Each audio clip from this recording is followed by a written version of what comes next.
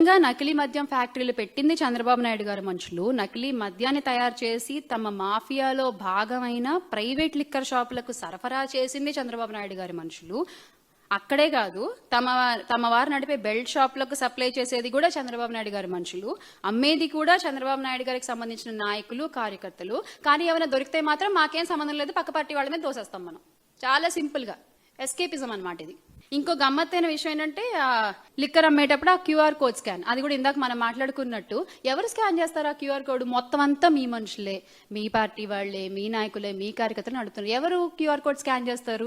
కల్తీ మద్యం విచ్చలవిడిగా తయారవుతోంది అనే అంశం కళ్ళకి ఖచ్చితంగా మనకు కనిపిస్తోంది. ఫ్యాక్టరీలతో సహా వీళ్ళు పెట్టుబడుల్లో, ఆదాయాల్లో వీళ్ళు మనస్పర్ధలు వచ్చిన చోట అవి బయటపడుతున్న విషయం కూడా అందరికీ కనిపిస్తోంది.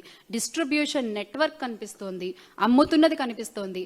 అయినా వీళ్ళకి ఏ మాత్రం స్పృహ కూడా లేదు. ఎవ్వరు నోరు తెరిచి మాట్లాడరు దాని గురించి. మొన్న ఇష్యూ కూడా, అంటే మా బాధ ఏంటంటే, ఎక్కడో అక్కడ, అంటే ఇప్పుడు మొన్న అంతమంది ప్రాణాలు పోయాయి కదా, ఆ బైకర్ కూడా ప్రాణాలు కోల్పోయాడు కదా. 2 వ్యక్తులు ట్రావెల్ చేస్తుంటే శివశంకర్ అనే వ్యక్తి ఇదయ్యాడు, ఇంకో మనిషి ప్రాణాలు కోల్పోయాడు కదా.